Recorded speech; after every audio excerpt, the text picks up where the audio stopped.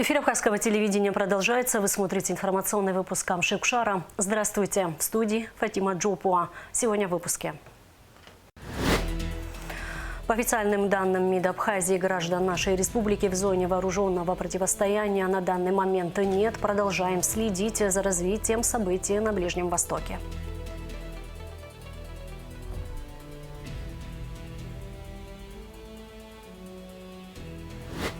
Редкие кадры из жизни Владислава Арзенова и Сергея Багапши в Музее боевой славы готовятся к открытию фотовыставки.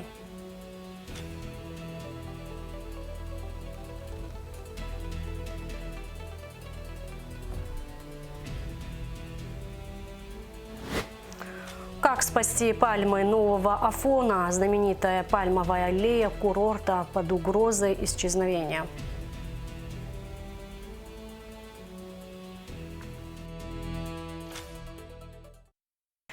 Главная международная тема недели – обострение ситуации на Ближнем Востоке. Соединенные Штаты и Израиль нанесли удар по Ирану. Ударом подверглись города Исфахан, Иезд, Тегеран и Хузистан. В ходе атак есть погибшие и раненые, в том числе гражданские и дети.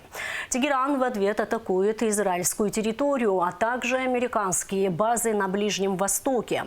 По сообщениям СМИ, ракеты попадают не только по военным объектам, но и по гражданской инфраструктуре, как в Исламской Республике, так и в других странах региона. Как сообщили в МИД Абхазии, граждан республики на данный момент в зоне противостояния нет. Шазина Ханагуа продолжит тему. Министерство иностранных дел Республики Абхазия внимательно отслеживает развитие ситуации в регионе Ближнего Востока и выражает обеспокоенность в связи с обстановкой, сложившейся в результате неспровоцированных ударов США и Израиля по территории Ирана. В настоящий момент обращений от граждан Республики Абхазия в связи с текущей обстановкой не поступало. Подтвержденные сведения о численности граждан Абхазии, находящихся в зоне эскалации, на данный момент отсутствуют. Продолжаем уточнять информацию, связанную с нашими гражданами, которые прибывают на территории тех стран, которые затронуты конфликтом. Пытаемся связываться с ними напрямую для уточнения информации о том, требуется ли им какая-то помощь. Мы находимся в постоянном контакте с нашим посольством в Сирийской Арабской Республике. Там, где у Республики Абхазия отсутствуют официальные дипломатические отношения, вопросы консульской поддержки и при необходимости эвакуации будут решаться через доступные нам каналы. В этих вопросах нам традиционно неоценимую поддержку оказывает Российская Федерация. Гражданам, оказавшимся в зоне конфликта, мы рекомендуем соблюдать меры личной безопасности, поддерживать контакт со своими родственниками и информировать Министерство иностранных дел Республики Абхазия о своем местоположении. На фоне эскалации военного конфликта туристические направления на Ближнем Востоке оказались также под угрозой. Воздушное пространство над регионами, включая популярные Объединенные Арабские Эмираты, закрыто для полетов. Только из ОАЭ не могут вылететь около 20 тысяч туристов. В туристическом агентстве World Travel подчеркнули, что текущая ситуация существенно повлияла на спрос на направление Дубая. По словам директора агентства Оксаны Дженя, многие туристы заняли выжидательную позицию, откладывая планы на поездки до прояснения обстановки. На данный момент наши туристы не находятся в Дубае. Есть какие-то перелеты, которые были отменены, и нам пришлось заменить, там, на поезд перенести. Но это небольшое количество, и все в штатном режиме. Просто чуть меняется маршрут. А так, чтобы кто-то где-то остался, такого нет. Те, кто приобрел через агентство, советую оставаться спокойным, уточнять за сутки по вашему направлению. Наши менеджеры следят. Если что-то будет происходить, обязательно проинформируют. Но на данный момент все спокойно, рейсы стоят по расписанию. Наша съемочная группа побывала и в туристическом агентстве «Розовый слон». Среди клиентов агентства нет туристов, которые сейчас находятся в Дубае или других странах, попавших в зону конфликта. Среди направлений, пользующихся спросом у наших граждан, остаются Дубай, Иордания, Бахрейн, Египет и Турция. Об этом сообщила директор агентства Кристина Тодуа. К счастью, наших туристов вот именно от нашего агентства на данный момент там нету. Но также я знаю, что граждане Абхазии находятся на территории Дубая, связываются с операторами, через которых бронировали. Всю помощь в организации эвакуации им будет предоставлять Российская Федерация и операторы, от которых они приобретали путевки. В скором времени у нас должны быть туры и в Египет, и в Дубай. На данный момент мы связываемся с нашими туристами, мониторим ситуацию, смотрим по развитию событий, что будет дальше. Нам удалось связаться с соотечественниками. Новость о начале войны Эсму Микая настигла на Кипре, где она отдыхала. От авиакомпании в ту же минуту получили СМС-сообщение о том, чтобы сохранять спокойствие, терпение. И если мы хотим возвращаться, что нас всех вывезут. Есть горячие линии, по которым туристы, попавшие в трудную ситуацию, могут связаться с туроператорами и получить поддержку посольства Российской Федерации для дальнейшей эвакуации и помощи в сложившейся обстановке. Контактные номера телефонов горячих линий указаны на экране. Это кадры сегодняшних ударов по иранской столице Тегерану. Эскалация продолжается. В результате атак США и Израиля в Иране погибли 555 человек. Об этом заявили представители иранского общества Красного полумесяца. Подвергся атаке и Израиль.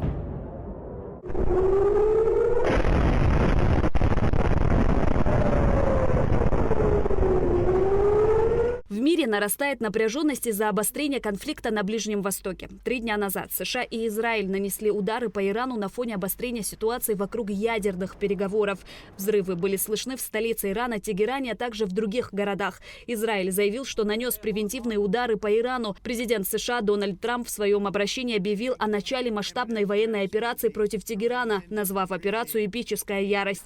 Операция Израиля называется «Рык льва». Трамп также заявил, что США хотят полностью уничтожить иранскую ядерную программу, добавив призыв к иранским военным сдаться и сложить оружие.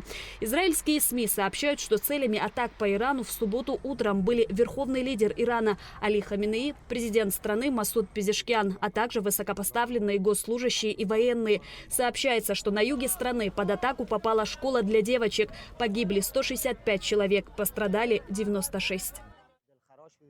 К сожалению, по прибытии сюда я столкнулся с очень тяжелой и душераздирающей картиной. Снаружи не было никого из школьной администрации, только представители общественности. Наши преподаватели и все ученицы находились на верхнем этаже, а ученики на нижнем. К сожалению, все они оказались погребены под завалами.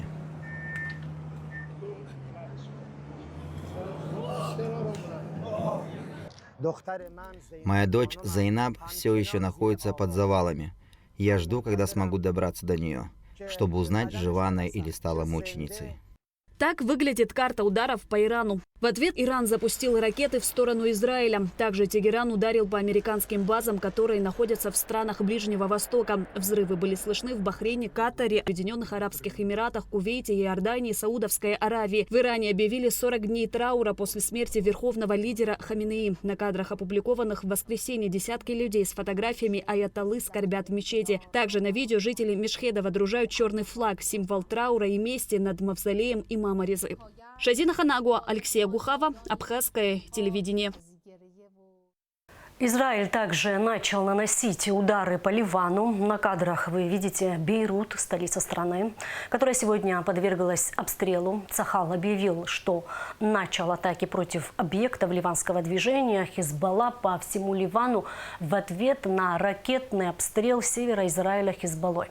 В свою очередь, ливанское движение утверждают, что начали атаки в качестве мести за убийство верховного лидера Ирана Али Хаминеи и неоднократные акты агрессии Израиля. Хизбалла также добавили, что целью их обстрелов были израильские объекты противоракетной обороны.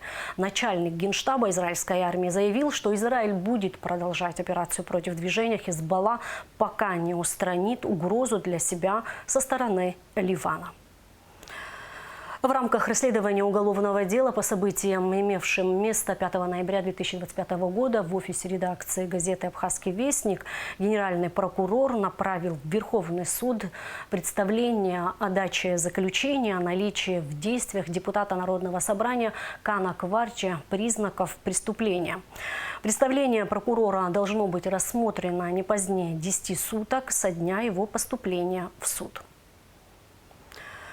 Санитарное состояние отдельных объектов торговли и территорий, прилегающих к ним, вице-премьер Вараздат Минасян обсудил с начальником Государственной ветеринарной службы Романом Джопо, главным врачом СЭС города Сухум Лашей Заранди и начальником отдела потребнадзора госстандарта Георгием Тарба. Вице-премьер дал поручение службам усилить контроль за санитарным состоянием в городе. Пальмовая гневка и долгоносик стали настоящим бичом для пальмовых насаждений, которых в стране произрастает сотни.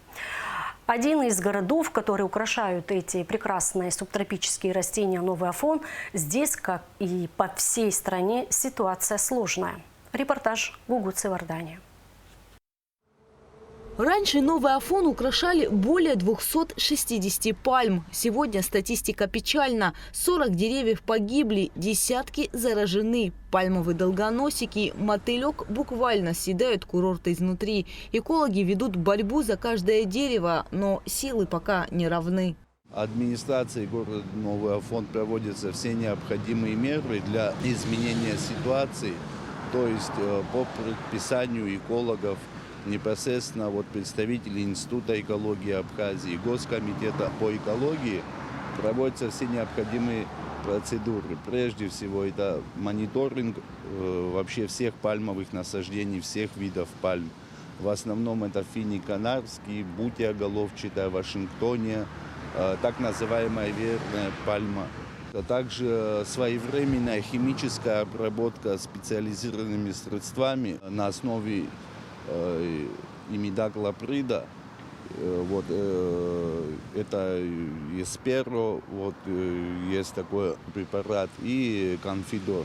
Это два основных, которые используются. Если терапия не помогает, в ход идет радикальный метод. Зараженные пальмы срезают и утилизируют. Это единственная возможность остановить распространение вредителей на здоровые растения. Успехи есть, но они скромные. За все время эпидемии полностью вылечить удалось лишь 6 деревьев. Можно увидеть здесь, она была поражена. Ее листья уже были засохшими. То есть все характерные признаки были для того, чтобы определить, что пальма погибает. Но при глубокой обрезке, своевременной обработке появились новые листья. Сейчас эта пальма растет. Если на определенном этапе удается сделать правильные действия, то все-таки есть хоть небольшая, но возможность, что дерево выживет. Главная мишень долгоносика – финик канарский, но аппетиты вредителя растут. Теперь он уничтожает и Вашингтонии. Знаменитая пальмовая аллея, гордость Афона, тоже оказалась под ударом. Проводятся определенные работы не то что уже по профилактике, а по лечению данных пальм. Шансы, конечно же, есть. Есть, прежде всего, вера в это и есть надежда. Все, что необходимо делать, соответственно, делается. Одна из проблем, что на данном этапе в нашей стране нет специализированной структуры, которая занималась бы защитой, профилактикой и лесных, и декоративных насаждений. И работа в данном направлении, она лежит, ответственность за эту работу, она лежит на плечах администраций городов и районов, а также собственников частных территорий, где произрастают пальмы. Один из самых проблемных участков – это территория государственной дачи в Новом Афоне. Здесь в борьбе с сельхозвредителями применяли и агродроны. Однако ситуация продолжает оставаться тяжелой и требует дальнейшего эффективного лечения. Раньше на этом месте была аллея из пальмовых деревьев. Сегодня это все, что от нее осталось. За несколько лет от сельхозвредителей на госдаче в Новом Афоне погибли около 30 пальм. Чтобы победить вредителя, обработку проводят 3 раза в год. Особенно важен весенний период. Гугуца Вардани, Ахрамичпа, Абхазское телевидение. Муниципальные предприятия благоустройства и «Зеленый город» администрации города Сухум проводят генеральную уборку по Кадурскому шоссе в микрорайоне Синоп. Службы проводят обрезку деревьев, удаляют самосевы, расчищают кустарники, подметают, убирают подземные переходы. Это плановые работы, и они будут проводиться на регулярной основе, сказал замглавы администрации Сухума Константин Тарба. С 4 по 13 марта в Музее боевой славы в Сухуме будет организована фотовыставка, посвященная первому президенту Республики Абхазия Владиславу Арзенба и второму президенту Сергею Багапш. 4 марта исполняется 16 лет со дня смерти Владислава Григорьевича и 77 лет со дня рождения Сергея Васильевича. Выставка объединит фотографии, рассказывающие о жизненном пути двух лидеров абхазского государства. В общей сложности будет представлено до 70 экспонатов. Эти две биографии, две исторические даты слились в одну дату, 4 марта. Поэтому мы решили впервые совместить их фотовыставки в нашем зале, в нашем выставочном зале нашего музея. Всех хотим пригласить, кому дорога память наших двух замечательных президентов. Приглашаем сюда, в наш музей. Есть совместные фотографии Владислава и Сергея Васильевича. Есть еще, если вы обратите внимание, вот здесь альбом Сергея Васильевича Багапш, который нам передали из его личного кабинета, пожизненного кабинета. Вот теперь, значит, она у нас в архиве хранится. У нас в коллекции вообще по 70 фотографий и Владислава Арзенба, и Сергея Васильевича Багапш. Но мы не могли все вместить и сделали так, как можно было вместить в этом зале. Квалификационная коллегия судей Абхазии объявляет о приеме заявлений лиц, претендующих на занятие вакантной должности судьи Очимчирского районного суда. Прием заявлений осуществляется со 2 по 16 марта включительно. 3 марта с 9 утра до 8 часов вечера в микрорайоне Старый поселок не будет воды. Отключение связано с проведением ремонтных работ на улице Надзадзе, сообщает водоканал. Борис Богателия стал победителем первых открытых международных соревнований Кубок мира по дзюдо среди мастеров-ветеранов и среди любителей, посвященных Дню защитника Отечества. Соревнования прошли в Москве 1 марта. Спортсмен выступал в весовой категории свыше 100 килограммов в возрастной группе М8. А сейчас расскажем о погоде в ближайшие сутки. По сообщению гидрометцентра, во вторник в Абхазии облачно, ночью, днем преимущественно без осадков, ближе к вечеру дождь, местами туман. Температура воздуха ночью плюс 1,6, днем плюс 5-10 градусов, температура морской воды плюс 9 градусов.